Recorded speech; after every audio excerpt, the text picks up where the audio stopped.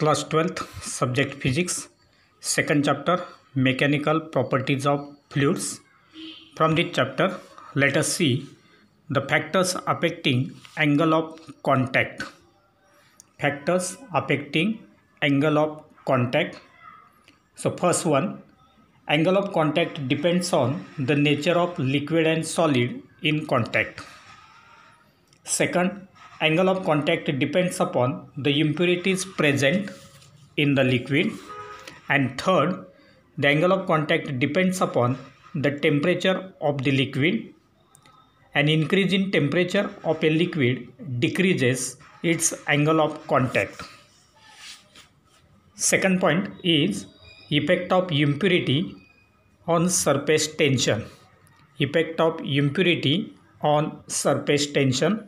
First, when soluble substances such as common salt is dissolved in water, then the surface tension of water increases. Second, when a sparingly soluble, that is with lowered solubility, those substances such as phenol or detergent is mixed with water, then surface tension of water decreases. Third, when the insoluble substance is added to water, the surface tension of water decreases. When impurity is added to any liquid, the cohesive forces of that liquid decreases and hence its angle of contact and shape of the meniscus get changed, and it will affect the surface tension of that liquid. Next point is effect of temperature on surface tension. Effect of temperature on surface tension. For most of the liquids, as temperature increases, surface tension decreases. In case of molten copper or molten cadmium, the surface tension increases with increase in its temperature. The surface tension of a liquid becomes zero at a particular temperature called as critical temperature. Now let us see the next point, that is capillary action called as capillarity. So a glass tube having very small bore, that is its inner diameter about 1 mm and open at both ends is called as a capillary tube. A glass tube having very small bore about 1 mm and open at both ends is called as capillary tube.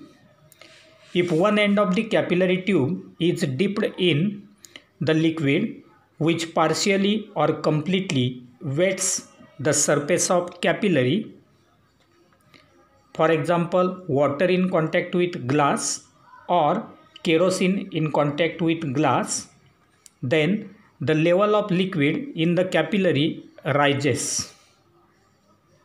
On the other hand, if the capillary is dipped in a liquid which does not wet the surface of capillary, for example mercury in contact with glass, the level of liquid in the capillary falls down. And therefore, in the first diagram there is rise of liquid level, and therefore the example is water in contact with glass, and therefore there will be rise of liquid level. In the second diagram there is fall of liquid level inside the capillary because their mercury is in contact with glass.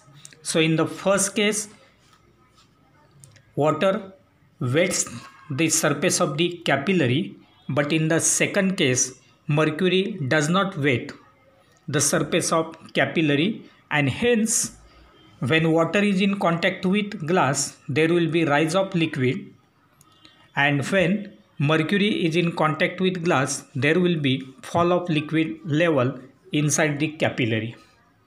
Now,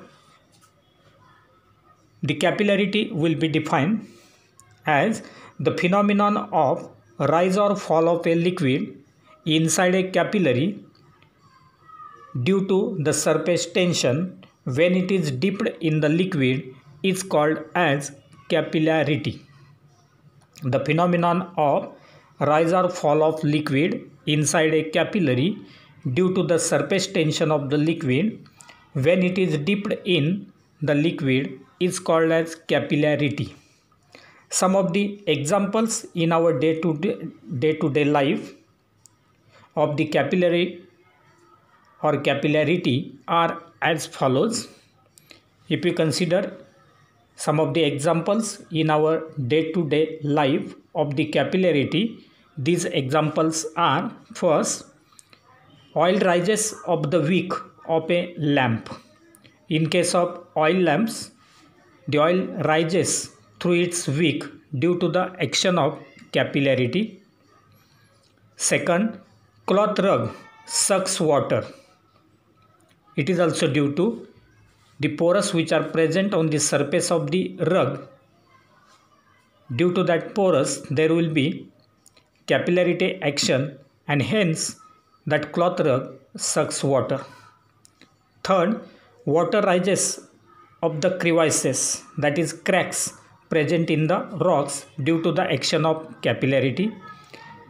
Similarly, sap and water rises up to the topmost leaves in the tree due to the action of capillarity. Similarly, blotting paper absorbs ink due to the action of capillarity. Similarly, we are able to write with the help of ink pen due to the action of capillarity, that ink flows or rises through the nib of the pen due to the action of capillarity. So these are some of the examples of capillarity.